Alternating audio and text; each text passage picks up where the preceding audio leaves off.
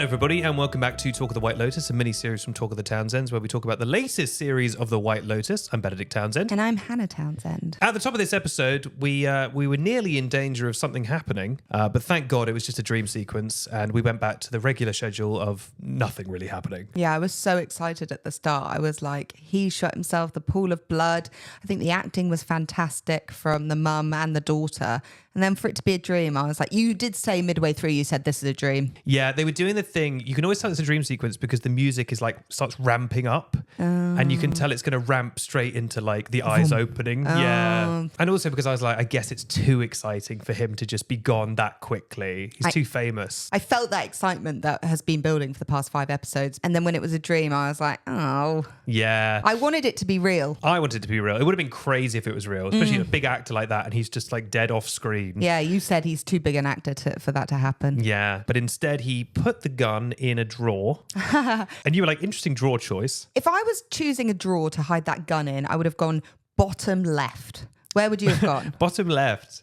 What, so a child could get it? Well, yeah, easy, accessible for babies. Or monkeys. Or monkeys. Where would I have put it? Yeah, I think like a corner. I think like dead center as you're standing looking at it is I think it was also right. So if you are right-handed, it was like your automatic choice. That in Thailand, that's known as Gatok's drawer because it's the first one Gatok will always look at. I quite like that it was the first one that he picked. Yeah, I like that as well. Because probability-wise, there's the same...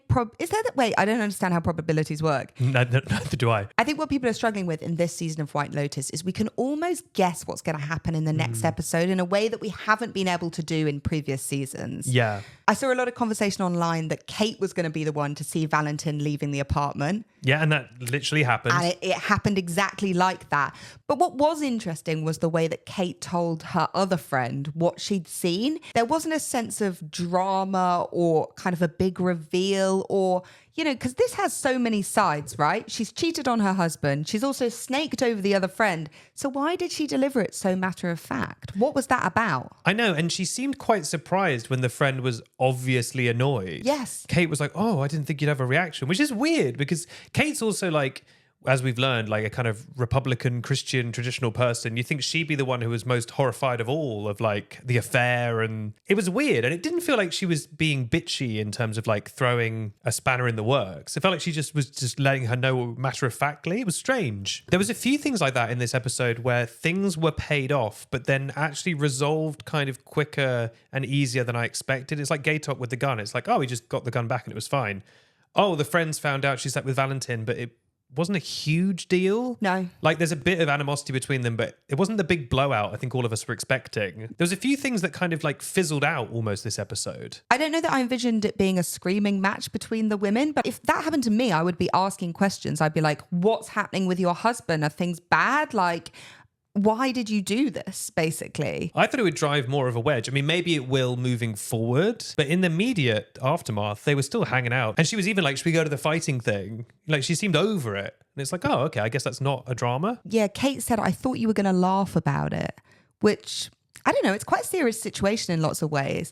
And the other friend came back with, it's sad, she's an aging actress and she lives for male attention, which I thought was quite interesting because if we saw her in the pool and dancing with Valentin the previous night, was that not a male attention thing? Was that her just having fun? I don't know. Was there something there? Yeah, like when she like took her top off. Exactly. And was like flashing and jumping in the pool and was loving the male attention. If I walked in on my mum in bed with someone and the door swung open and she's like covering herself with a towel, what? You'd be like, sorry. Oh, so sorry. Let's close the door. Why did they have a full conversation? I know. And then he was like, do you need a minute? And she was like, yeah. I wouldn't even step through the threshold. I would look away immediately. I would slam that door shut immediately. Yeah. Maybe they're just like really, you know, comfortable with each other as mother and son. I don't know. In this episode, you mentioned to me that clip of Patrick Schwarzenegger when he finds out he's got the role. I couldn't stop thinking about it because he's there. He's at lunch with his family. He's crying. And he must have known the script. Yes. And the role that he had signed up for. In particular, what was going to happen this episode with him and his brother. And I'm like, the tears. I mean, obviously, what a privilege to get a role in White Lotus. Yeah. But knowing the role he got now, I view that clip of him crying and everyone congratulating him so differently. Yeah, congratulations. You got the brother fucker role. His acting this episode, by the way, you said to me at one point that is the best hungover, queasy acting ever. There was some good sick acting in there. Some great sick acting and great, like, you know, there's that acting thing that you don't act crying, you act that you're trying not to cry. He was acting trying not to be sick in a way that was making me feel unwell. Like he played, that was some of the best hungover acting and also some of the best like stressed, oh no, what have I done? Like his like panicked eyes were so good this episode and also really funny. Yeah, Amy Lou's line, I don't think any amount of drugs would make me get off with my brother. Very funny. Very funny. And it's an interesting contrast because like we said, like some of the other more obvious plots like the gun and whatever, they all kind of fizzled out. Whereas the brother thing only actually got worse, which I quite like. Like, okay, yes, we all knew the brother thing was coming. They were maybe going to have a, kiss. But I like that it just kept escalating this episode and getting worse and worse. I will say, Chelsea and Chloe, very we listen and we don't judge. Because if I was on that Sun Lounger and I had been told that had happened, I mean, obviously she was like, oh my gosh. But it wasn't as extreme, I think, as my reaction would have been at hearing that news. Well, Chloe was part of it, so she cannot judge. No. Chelsea is sort of open-minded. She's an open-minded girl. Chelsea's great. It's not something you hear every day, though. It's not, no. And I like how they were almost like, it's fine. And you could tell they were like, well, it's not fine, but we don't judge, you know. The evolution of Saxon getting his memories back, going from thinking he was doing something himself to realizing his brother was doing, that was really... And it seemed like the younger brother didn't know that he'd done that. Yeah, it seemed like the younger brother genuinely had also blacked out until it came back to him. Yes, and there was some good acting from him with the eyes. Some great panicked eye acting in this episode. Something we've been saying through this whole White Lotus season is trust the plan, trust Mike White, it's all slow burn. And actually I think we saw a bit of that in this episode when Jason Isaacs went to go see the monk and the monk kind of accidentally ended up giving him like spiritual advice about life and death. I was like, okay, this whole weird plot with the daughter where she wants to be a monk or whatever, this has all kind of led to this point where you get to put Jason Isaacs' character face to face with a wise monk and he gets to have this life-changing moment. Like, I like how the dots have connected here. And I think that's a nice example of the show like actually starting to pay off a bit. A lot of very specific dominoes had to be set up for him to end up in that temple having that kind of revelation. So do you feel like the young daughter, because you've complained that what's she doing? I'm going to need her to do something. Do you think she's almost like a puzzle piece in this? A setup, if you will? Yeah, I don't know if she's going to have some like grand payoff herself, but I think she's, I guess plot-wise, is kind of a means to an end. Yeah. Although some good crying acting from her this week. I think we actually need to revisit the girls because I feel like the girls are the most exciting to watch. Yeah. When she asked her friend, why did you keep pushing him on me? Did she have an answer? She was just fully denying. Yeah, she was denying. Do you think she'll have an outburst where she actually addresses it at some point? Or do you think she's going to keep sweeping it aside? I don't know, because it was interesting that she said, you know, I've come away with my friends. I don't expect you to be bitching behind my back. But they kind of did bring it to her. Okay, they had a brief conversation previously, but they did bring it to her and said, you know, well, I mean, Kate's face when she said, Kate told me she saw him. Brilliant. But good. She kind of got her own back a bit. But also, there's an interesting perspective of like, you're my friends, but she's also acting the A-lister where she's like, well, I don't expect you to like call me out or bother me or question my behaviors. Yeah. She's like, I get all this judgment from people. I don't need judgment from you. And it's like, yeah, but you have been a bit crap in this scenario. And she's like, you're my friend. But implicit in that feels like, you know, in the same way that she's the one who's brought them there. It's like your job is just to go along with me and not cause friction. But do you think if they'd have gone to Jacqueline and they'd said, look, mate, are you okay? I guess they're not close like that, are they?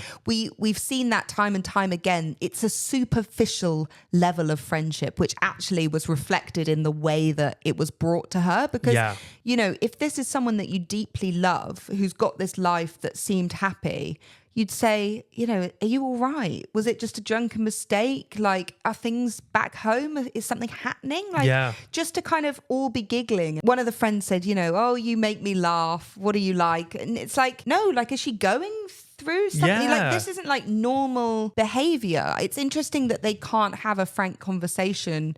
And okay, she snaked her other friend over, but like my first thought was like, is something deeper happening? Because that's not normal. Yeah, completely. That same friend also said, look, I'm not like you. Sometimes I need to be honest. Who did she say that to? Kate. Interesting. And she also had that kind of moment where she snapped at Kate, and when Kate was like, just 2 drinks, she was like, fuck off, like lighten up or whatever. I guess she's frustrated. And also Kate is the only one on like, they're a little pair now because the other one's a bit ostracized because she's done something wrong. So it's like if she then says, I don't want the drink, is that like an indicator that like... Oh yeah, that she's not in on the... Yeah, you're not with me. You're either with me or you're not. But we're both against her, or you would hope, because like...